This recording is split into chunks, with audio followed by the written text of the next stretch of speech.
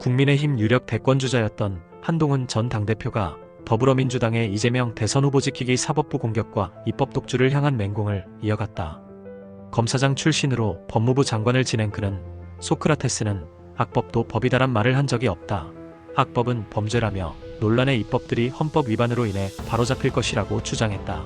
한동훈 전 대표는 14일 민주당 독주의 국회 법사위 운영 관련 페이스북에 이재명 민주당이 동네 깡패처럼 통과시키고 있는 이재명 재판중단 형사소송법과 이재명 처벌근거삭제 공직선거법 이 두 희대의 악법들은 명백한 위헌이라며 오직 단 한 사람을 형사처벌 받지 않게 하기 위한 노골적인 처분입법이기 때문이라며 이같이 말했다.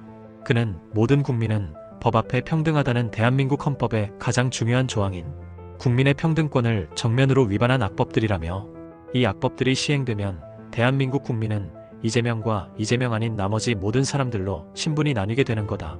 모든 국민은 더 이상 법 앞에 평등하지 않게 되는 것이라고 위헌 시비의 논거를 쌓아갔다.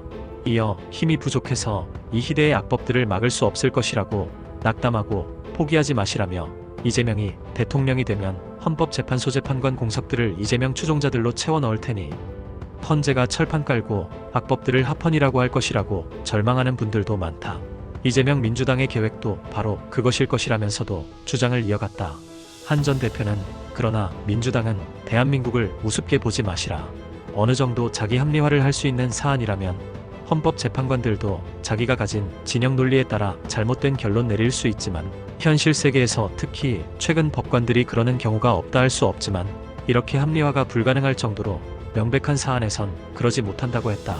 법적 투쟁을 내다본 이유로 헌법의 존재 가치에 관한 매우 쉬운 사안이기 때문이라며 이 악법을 합헌이라고 할 헌법재판관들은 양아치 짓 한번 하고 남은 평생 이재명만 보고 살 건가라고 반문하며 실현되기 어렵다고 봤다. 그는 윤석열 전 대통령 12.3 비상계엄 탄핵 심판에서도 많은 분들이 4대4, 3대5 기각각하 예상했다고 상기시켰다. 이어 헌법재판관 누구누구는 확실한 우파 성향이니 무조건 기각이나 각하 입장일 거라고들 했다. 결과는 재판관 8명 전원일치 탄핵 인용뿐 아니라 모든 쟁점에서 40대 0이었다. 그것이 대한민국이다며 대한민국의 저력으로 함께 이 희대의 악법들을 막을 수 있다. 국민 여러분 관심을 가져주시라. 우리는 끝까지 싸우겠다고 역설했다. 한 전 대표는 당내를 향해선 지난 대법원 파기환송 판결 이후 이재명 민주당이 극악한 수준으로 대법원과 판사들을 린치할 때 저는 대선 경선 기간 중임에도 이 문제를 최우선 과제로 두고 강도 높게 싸웠다며 그때 친윤들은 한덕수 전 총리로 단일화 촉구한다고 단식할 게 아니라 사법부 린치를 막고자 단식했어야 한다고 했다. 그는 서울고법이 이재명 민주당 린치에 위축돼 굴복하지 않을 수 있도록 더 힘을 모았어야 한다고도 지적했다.